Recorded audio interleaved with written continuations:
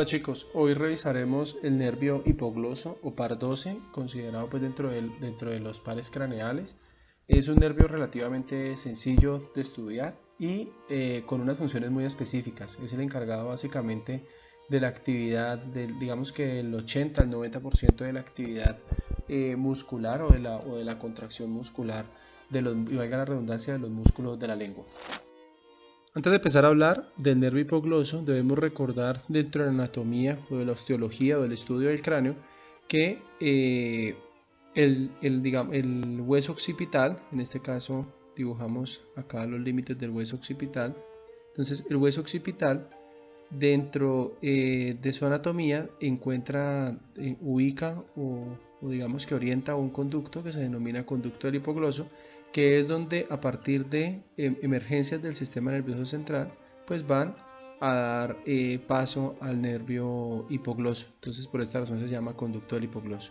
A este lado entonces tenemos los cóndilos. Ya esto es una vista inferior del cráneo, de la base del cráneo. Entonces tenemos aquí lo que estoy señalando en rojo sería pues el cóndilo del occipital. Este sería el cóndilo, ¿sí?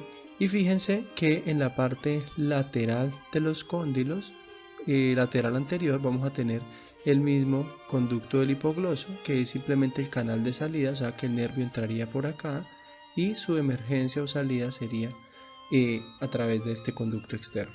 Entonces ese es el conducto del hipogloso que va a transportar o va a canalizar el nervio hipogloso o par 12. Acá podemos observar entonces el bulbo raquídeo, ¿sí? Entonces vemos el bulbo raquídeo y vemos entonces algunas características de este bulbo raquídeo, como lo es la presencia pues de las pirámides, que es estas que tenemos acá. Aquí tenemos la oliva y vamos a tener un surco que se encuentra entre estas dos estructuras, que sería este surco que se encuentra profundo a este espacio entre las pirámides y la oliva, que se va a denominar surco ventrolateral, que este sería el origen aparente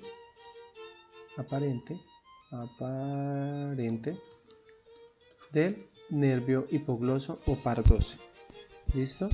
Entonces aquí podemos observarlo como él emerge con unas raicillas para terminar formando el nervio hipogloso. En esta imagen podemos observar entonces el núcleo del hipogloso, es este que estoy dibujando acá. Tendremos pues el de cada lado, tendríamos pues el núcleo del hipogloso. Este núcleo del hipogloso pues está compuesto por neuronas motoras inferiores. Digamos que los axones que forman este núcleo forman el nervio hipogloso, que van a emerger, ¿sí?, del surco ventrolateral como origen aparente. O sea que estas células que emergen a partir del surco ventrolateral provienen directamente desde el núcleo del nervio hipogloso. Aquí tenemos una vista anterior del bulbo raquídeo.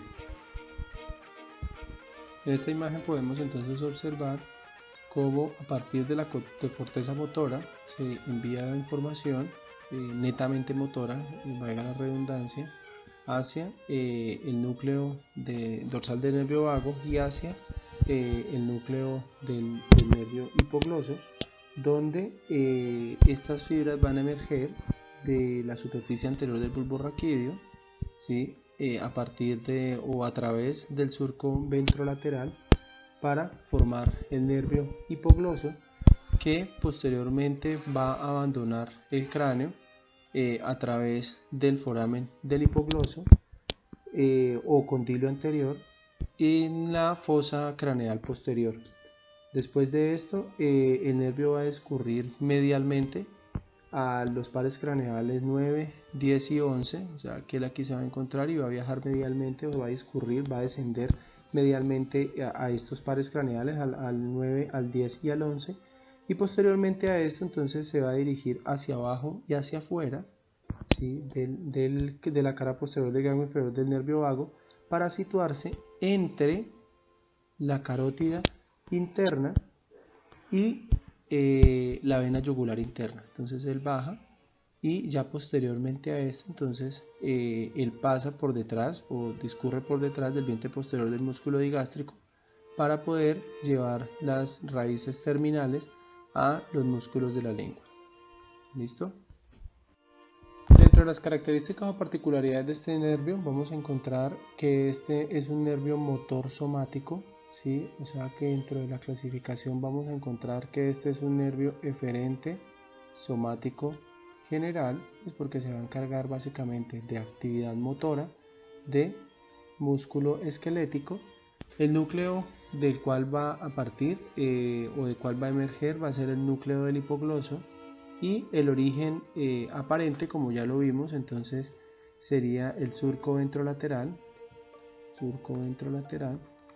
de el bulbo raquídeo, y la función básicamente es inervar 3 de los 4 músculos extrínsecos de la lengua. En este caso serían el geniogloso, el estilogloso y el hiogloso, y toda la musculatura intrínseca de la lengua. Entonces recordemos, todos los músculos intrínsecos van a estar a cargo del nervio hipogloso, pero de los 4 músculos extrínsecos, solo 3 van a estar, digamos que van a recibir la señal de este nervio del par 12. El único que no digamos que no es inervado por este nervio sería el palatogloso, ya que este nervio se encuentra dentro del recorrido del nervio vago, o sea que este músculo es inervado por el nervio vago. Los otros 3, junto con los músculos intrínsecos, por el par 12.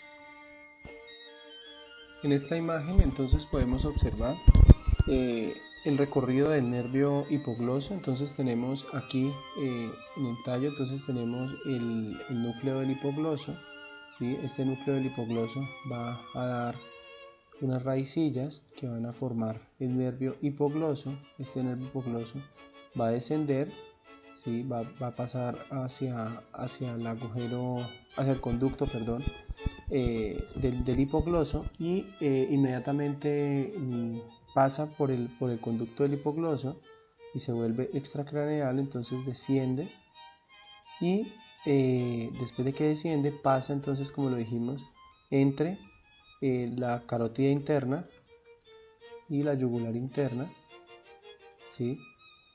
Sigue descendiendo para buscar, digamos que, los grupos musculares que le corresponden su inervación. Entonces aquí tenemos la fibra que asciende hacia el músculo estilogloso. Entonces aquí lo tenemos, entonces viene a dar inervación a este músculo.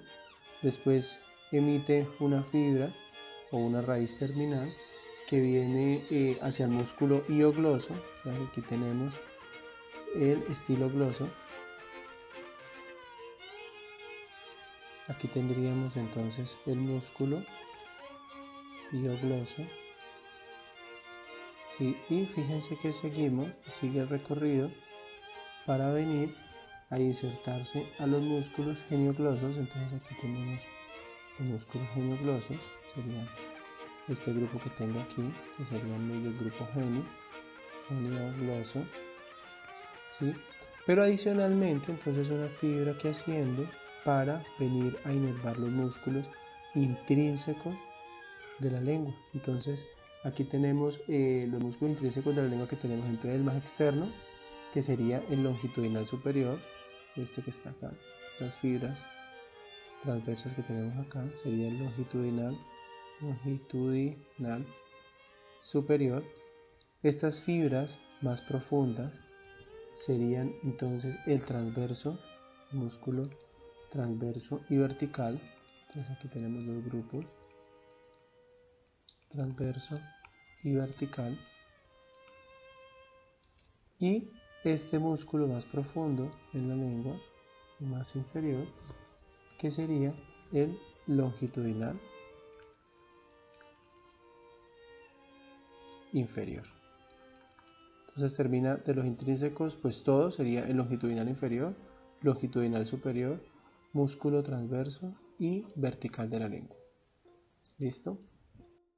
Muchachos, si se dan cuenta, entonces estos músculos tanto el nervio accesorio como el nervio hipogloso son nervios relativamente fáciles, nervios con unas funciones bien delimitadas, unas funciones muy específicas. Por esta razón se hace muy fácil su estudio y muy fácil su comprensión. Quedo pendiente a las preguntas que tengan y muchas gracias.